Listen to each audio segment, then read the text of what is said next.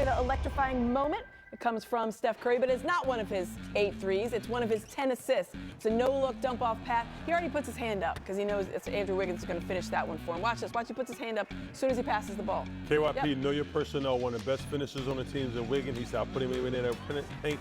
He's going to put it in. It was that kind of night, really, when you think about it. 10 assists, 30 points, and a perfect 8 for 8 from Steph Curry. And you know it's just prettier than that one. Well, I'm sure Nick Nurse has plenty to say, or maybe not after that one, because it was really not a game after probably the first quarter. Let's check in now with Nick Nurse. Talked a lot about the defense in a positive sense over the last week or so. Obviously, that was not the case tonight. Just what led to the breakdowns? Well, we had a little bit of a energy issue, obviously, tonight. I think that created a little bit by both ends. Really, I thought we didn't establish very much offensively early. Kind of tried to jump shoot them out early, and that just put us in transition. And they were obviously part of what they were going to do tonight was try to run us after the back-to-back, and just in general, right? And we were late back. They were moving a heck of a lot faster than we were. Just a step behind right from the start at both ends, and that just dug ourselves a huge hole, and it just kind of continued. Yeah.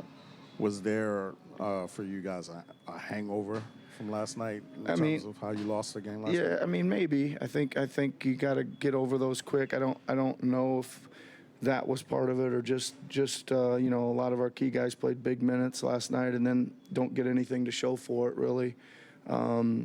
But you know, you got to come to play. That's the schedule, and you got to get ready to go to battle. And we certainly weren't ready at the start tonight. Just how would you assess Joel's performance overall tonight? Well, I think again, I'm not sure I liked I'll include myself in this, establishing him early in the game, right? And he kind of was out of the game for the first. Even though he was in, wasn't really involved in the game, I should say, it probably as much as we needed him to be. Then, obviously, we start finding him, and he started going to work, and I thought he was pretty aggressive. Took it inside, got to the free throw line quite a bit. I kind of liked the way he played, but we probably should have involved him at the start. There was a point in the third where I think you got it down to like 13 or something like that, and that's when Steph kind of went on that run. Yeah. Just when you're in the midst of that, when an all-time great player is doing what they do, just what does that feel like as a coach? Well, I mean, I think that it's not like the first time I've been through it. I think what you got to do is understand that it may be coming, right? He may make 3 in a row or something. And the biggest thing is your team. You can't get too dispirited. You just got to understand that you just got to keep doing your best. I mean, we obviously didn't make him miss a 3 all night, right?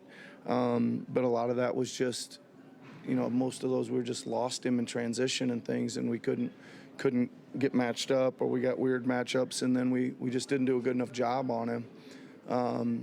But when you're in the middle of one of those, you gotta try to get the ball back, get down there, and try and get some of it back.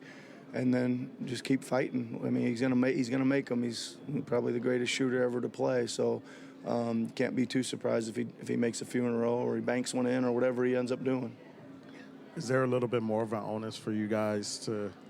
I don't want to say play perfect, because nobody's going to play perfect. Yeah. But is there a little bit more onus for you guys to play as close to really well as possible, given the start of your season?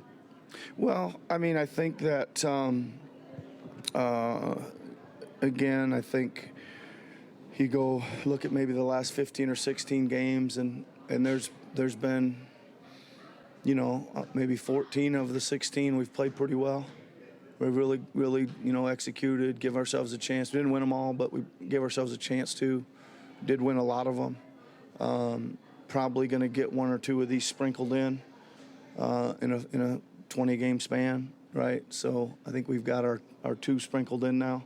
Right, but to your point, we gotta regroup, man, and go get this next one, and ends up being a decent road trip. Not an easy road trip. Ends up being a decent road trip if we can go get the next one. Yep.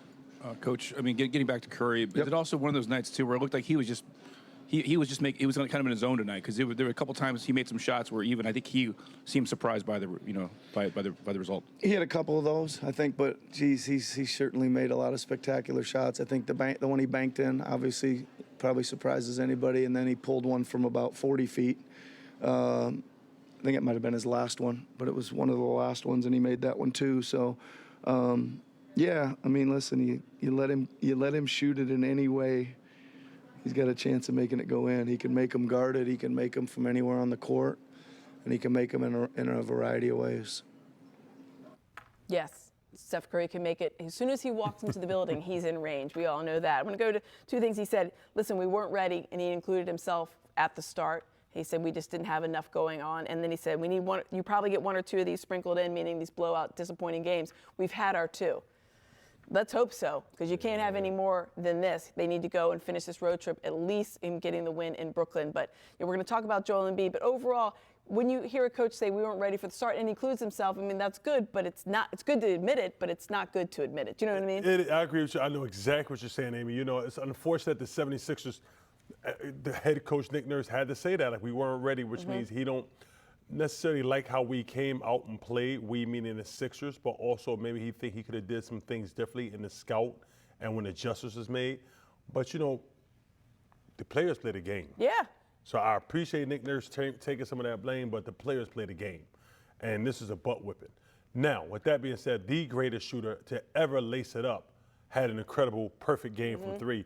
So, and that kind of helped with that. Yeah. You know, so we give Golden State the credit what they do. Yeah, I mean, listen, when you've got a guy going 8 for 8 and Steph Curry's on your team, it does raise everybody else's game. When you've got guys like, you know, Kevon Looney out there, he was 3 for 3 from Lindy Waters. Lindy Waters was 2 for 4 from 3. These are names that people were Googling tonight when you were watching the game. All right, we're going to take wait, Lindy Water. Okay, got it. We're going to take another quick time out here. We're going to talk about Joel Embiid tonight. You heard Nick Nurse asked about him. We'll discuss that a little bit further coming up here. Sixers Postgame Live is brought to you by Cura Auto Insurance.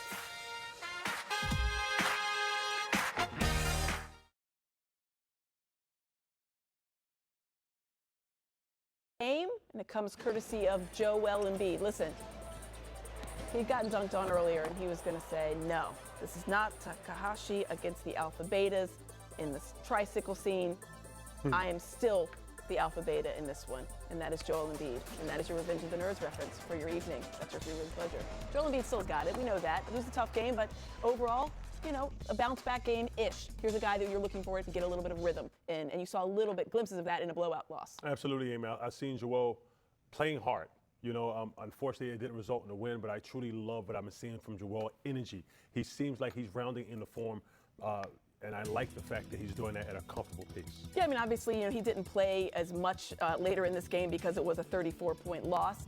But here's a guy that you need to see more from. You need to see him get in a rhythm. He did not play last night in the Kings loss, and maybe that makes it even more disheartening because you're thinking if he played in that, you know, whatever. Hindsight's always 20/20. But you see some of the moves like this, and it does remind you that he can be that guy. He is that guy. You saw him against the Jazz. You saw him against the Trailblazers, especially the Trailblazers, where he's very athletic. Did you want him to go inside more? Because they don't have a true traditional center presence. I wanted them to, Amy. You know, I thought he would, considering he's been doing it the last couple of games, Utah and Portland. So I thought he would attack more. I mean, he shot okay. He didn't shoot great, but he shot okay. He was 8 for 19. But I thought he would have been a little bit more low post because I thought he spoiled us with his greatness the last couple of games in the low post area. Yeah, he did because he went against Walker Kessler, and he really owned him and DeAndre Ayton. Well, the stats are there, so maybe a little bit disappointing.